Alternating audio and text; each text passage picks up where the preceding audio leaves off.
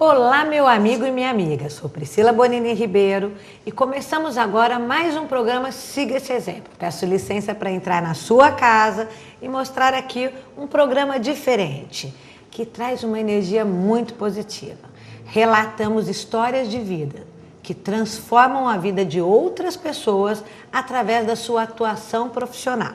E hoje eu tenho imenso prazer de receber um jovem, um professor com pouco tempo de docência, mas que já é destaque na sua profissão, professor Altair.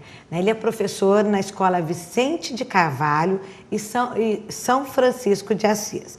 Altair, é um prazer te receber aqui no nosso programa. Prazer é meu. Um jovem que já contagia através da forma da sua atuação dentro da unidade escolar. Então, que você se sinta aqui em casa. Obrigado. E hoje eu tenho certeza que você vai mostrar para quem está nos assistindo que é possível fazer a diferença, assim, em qualquer profissão, quando a gente tem amor e paixão pela nossa profissão. Bom, gente, eu vou falar um pouquinho do currículo do professor. Olha, ele é solteiro, mas não fiquem de olho não, viu? Porque a namorada dele está aqui e ele ainda brincou e falou assim, você pode falar que é noiva. Ela é a única mulher que foge do casamento. Então, ó, gente, tem a namorada dele aqui, acho que em breve nós vamos ter casamento. Nascido no Guarujá, no dia 16 de abril de 1985, 28 anos, formado em História em 2008. É professor da Escola Vicente de Carvalho de São Francisco de Assis, onde desenvolve suas aulas de uma forma muito dinâmica, muito diferenciada. Eu queria que você falasse um pouquinho, professor, em relação a essa fórmula dinâmica que você encontrou para que o aluno potencialize a sua aprendizagem, né? Eu vi alguns vídeos teus no YouTube, na internet, inclusive parabenizei o trabalho, porque assim se faz a diferença dentro de sala de aula. Você pode falar um pouquinho para a gente? Claro. Eu senti que a educação pública ela estava sendo estigmatizada como algo ruim. E eu não admito que um aluno se sinta na condição de desprivilegiado por estar numa escola pública e achar que não tem professores que estão motivados para isso. Eu sou cria de escola pública, eu não venho de escola particular, eu estudei a minha infância inteira no município, na rede municipal, depois o ensino médio na rede estadual. E desse meio período eu tive bons professores que me inspiraram. Por exemplo, hoje, se eu for puxar na memória os professores que me inspiraram a ser professor, eu vou ter na minha cabeça nomes assim na ponta da língua. A professora Marina Alva, da rede municipal, o professor Jeová, da rede municipal também, minha irmã, que é professora da rede estadual, que foi uma grande inspiração, e é claro, meu pai, que não era professor, mas acho que um pai e uma mãe, ele é o nosso primeiro professor. E assim, eu sinto que o que aconteceu era o seguinte, eu precisava mudar. O giz e a lousa estava ficando uma coisa muito sufocante para mim. Você acabou de dizer, professor, você citou alguns exemplos, né? Sim. Nosso programa traz muito essa questão do exemplo, né? Começa pelo nome e a gente busca, através de todas as entrevistas que a gente faz aqui, mostrar às pessoas que existem excelentes exemplos. Há 20 anos atrás, 30 anos atrás, 40 anos atrás, era muito fácil você estralar o dedo e falar assim, me fala um exemplo de professor.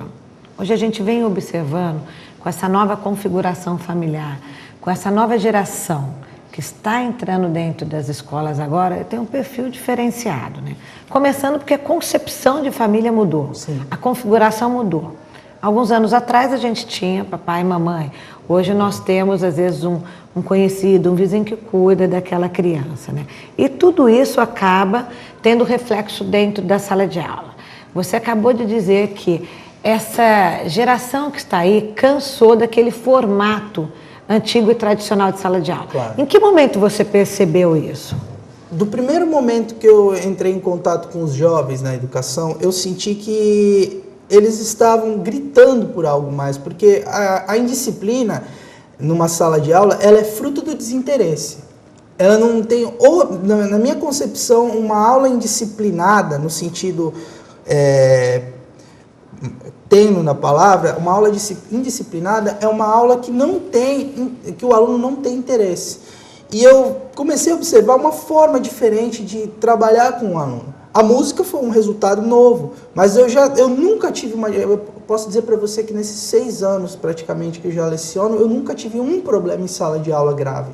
Sempre foram problemas que eu podia resolver, por quê? Porque eu sempre trazia uma aula que o aluno ele estava ocupado, ou ele estava ocupado interagindo, debatendo. Nós vivemos hoje numa realidade, numa sociedade muito prática. Aonde você tem que tocar no aluno? Você não pode tocar em valores que ele não tem. Certa vez até me recordo de um exemplo, já que nós estamos falando de exemplos, de uma professora que falou, meu aluno ele é malcriado, ele falou palavras de baixo calão. Eu falei para a professora, é muito difícil você pedir para um aluno que ele tenha educação se ele não tem de casa. A gente tem que trabalhar aqui. E assim, eu sinto que o que está faltando para esse aluno é justamente isso, ele saber que ele tem um profissional que está ali para ele. Eu tenho um discurso inicial que eu sempre falo para os meus alunos e eu sempre digo isso, que eu sou um funcionário pago pelos pais dele. Olha, eu tenho certeza que todos que estão ali nos assistindo estão curiosíssimos para ver você em ação, né? Sim. Então nós vamos fazer o seguinte, professora Érica, gostaria que você mostrasse o nosso professor, que hoje é exemplo a ser seguido, aí na unidade onde ele está lecionando. Olá, professora Priscila. Olá, você de casa. Estamos na Escola Estadual Vicente de Carvalho para mostrar um pouquinho do trabalho do professor Altair. Vamos juntos para uma aula de história cheia de ritmos?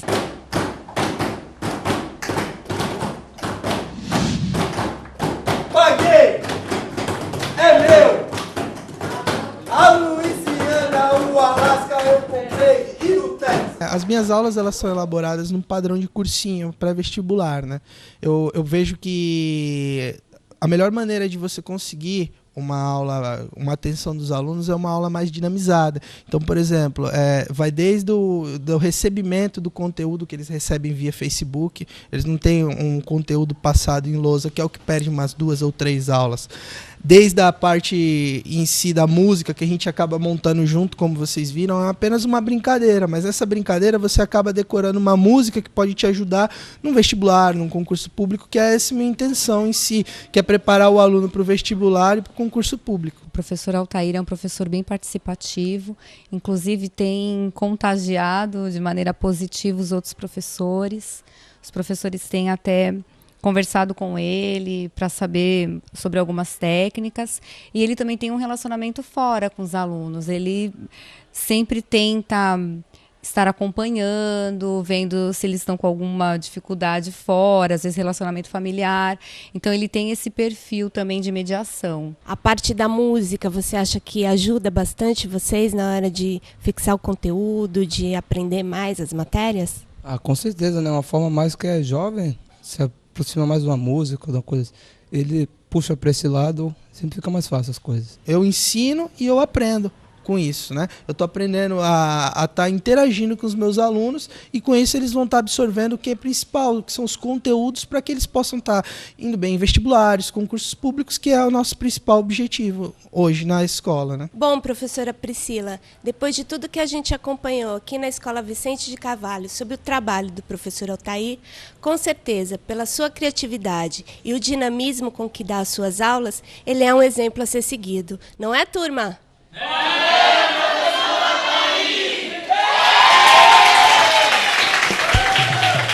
Professora Érica, muito obrigada.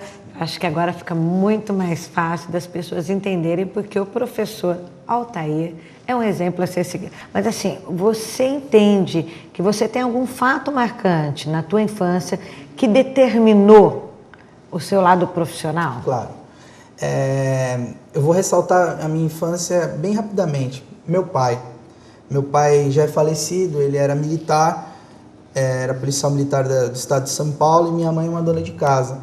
Eu venho de uma família bem tradicional, se você parar para analisar o contexto. O pai trabalhando, a mãe em casa, só que eu tive valores muito importantes. Meus pais, eles sempre priorizaram a educação. Hoje, talvez, eu não fosse um professor se não fosse a sabedoria dos meus pais em querer investir nesse ponto.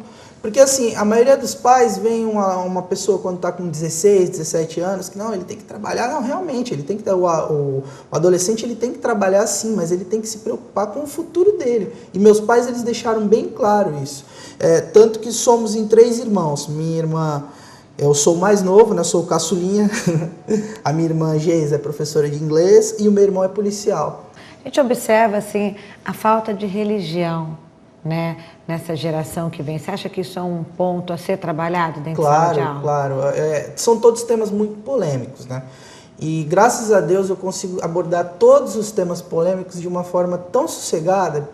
E assim, a parte da religião, ela vem se mostrando que, na verdade, a pessoa fala de Deus, mas ele não segue o que Deus pregou, né? Cada um na sua religião. Eu acredito que toda religião ela é bem-vinda. Gente, vocês estão vendo que é uma forma de buscar a interação daquele aluno, né? Sim. De que você, na verdade, professor, você desenvolveu um personagem, criou um personagem, onde esse personagem potencializa todo o processo de ensino-aprendizado, né? E você sente isso, né? Você já está lecionando há 6 anos.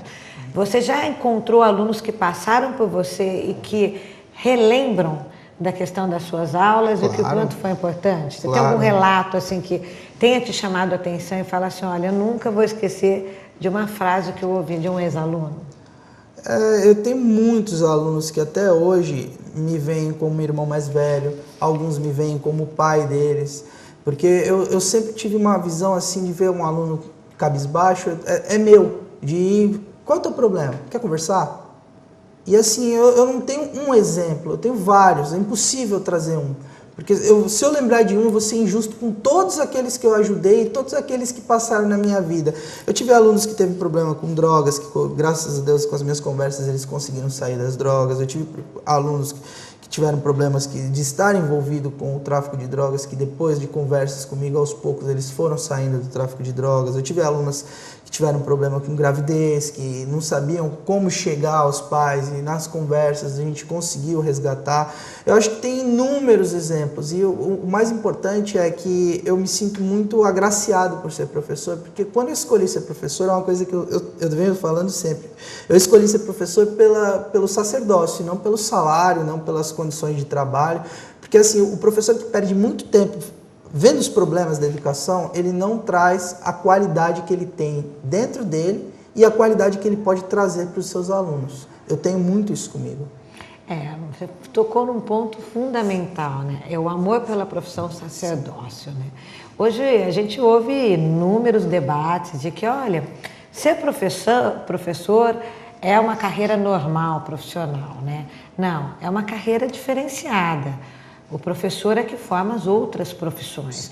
Então, a questão do amor, do preparo técnico é fundamental para que você tenha um bom resultado. Você é exemplo a ser seguido. Eu gostaria de agradecer muito essa presença aqui comigo.